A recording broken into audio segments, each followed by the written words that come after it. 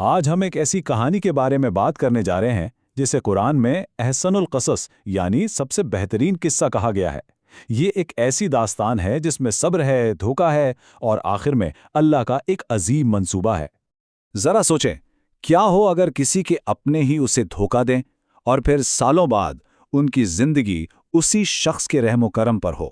یہی تو ہے حضرت یوسف علیہ السلام کی کہانی، ایک ایسا سفر جو ہمیں بتاتا ہے کہ حسد دلوں میں کیسے دراڑیں ڈال دیتا ہے، لیکن صبر اور ایمان گہرے سے گہرے زخم بھی بھر سکتے ہیں۔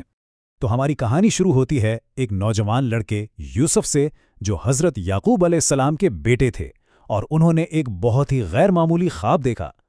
خواب میں انہوں نے دیکھا کہ 11 ستارے، سورج اور چاند سب انہیں سجدہ کر رہے ہیں۔ ان کے والد حضرت یعقوب فوراً سمجھ گئے کہ یہ کوئی عام خواب نہیں ہے، بلکہ یہ تو عظمت کی ایک نشانی ہے۔ لیکن اس خوشخبری کے ساتھ ایک بہت بڑی وارننگ بھی تھی۔ انہوں نے یوسف کو خبردار کیا کہ اپنا خواب بھائیوں کو مت بتانا، کیونکہ حضرت یعقوب جانتے تھے کہ یوسف اور ان کے چھوٹے بھائی بنیامین سے ان کی محبت باقی بیٹوں کے دلوں میں حسد کی آگ بھڑکا رہی ہے۔ اور آخرکار حسد نے ان کے دلوں پر قبضہ کر ہی لیا۔ بھائیوں نے مل کر ایک بڑا ظالمانہ منصوبہ بنایا۔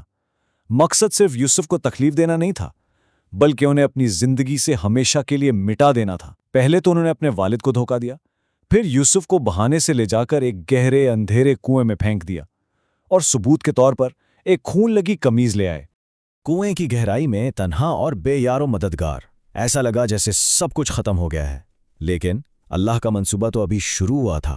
یوسف کی تقدیر نے ایک نیا موڑ لیا جب ایک قافلہ پانی کی تلاش میں اسی کنویں پر آ رکا۔ قافلے والوں نے یوسف کو نکالا تو صحیح، لیکن پھر انہیں مصر لے جا کر بیچ دیا۔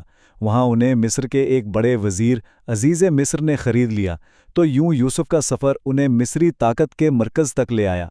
اس نئی جگہ پر یوسف کا کردار اور ان کی شخصیت تو خوب چمکی، لیکن اس کے ساتھ ہی ایک نئی اور بہت سخت آزمائش بھی ان کی منتظر تھی۔ ہوا یہ کہ عزیز کی بیوی زلیخا یوسف کے حسن اور ان کی پاکیزگی پر فریفتہ ہو گئے، اور اس نے انہیں گناہ کی دعوت دی۔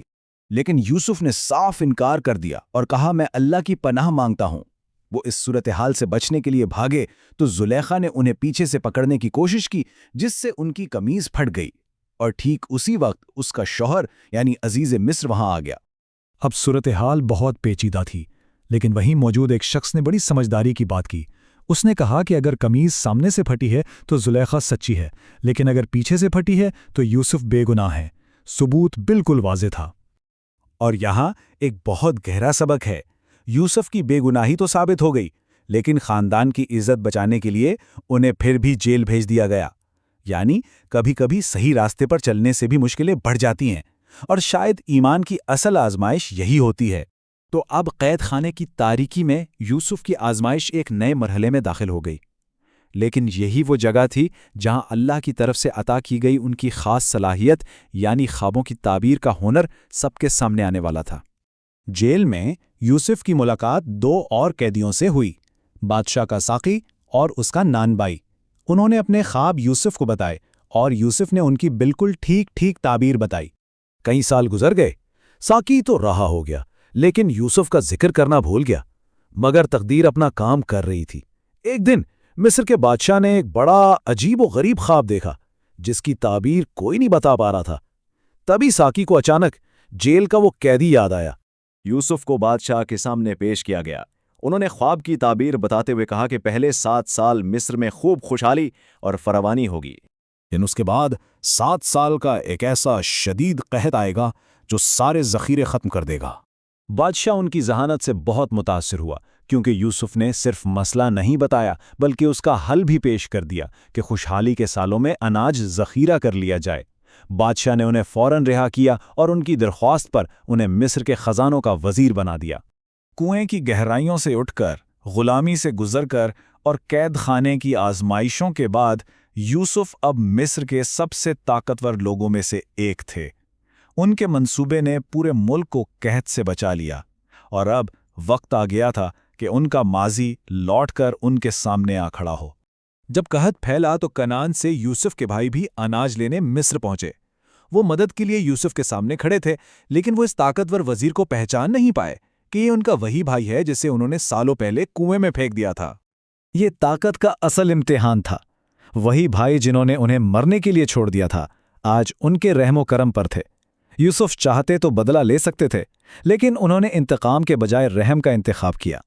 उन्होंने अपनी शनाख्त जाहिर की और कहा, आज तुम पर कोई मलामत नहीं, अल्लाह तुम्हें माफ करे। ये अल्फाज इस कहानी के सबसे ताकतवर सबक को बयान करते हैं, यानी गहरी और मुकम्मल माफ़ी की ताकत। इस कहानी का इख्तिताम बदले पर नहीं बल्कि एक ख़ानदान के दोबारा मिलने पर होता है। इनके वालिद जिनकी बीनाई वापस आ गई थी और तमाम भाई मिस्र आए और यूं इनके बचपन का वो ख्वाब आखिरकार सच हो गया। तो हज़रत यूसुफ की कहानी हमें एक लाजवाल सच्चाई याद दिलाती है कि बाज़ औक़ात ज़िंदगी की सबसे गहरी और तारीक मुश्किलात ही हमारी सबसे बड़ी कामयाबियों की बुनियाद बनती हैं। तारीक तरीन कुओं से भी सब्र और ईमान हमें नाकाबिल तसव्वुर बुलंदियों तक पहुंचा सकते हैं।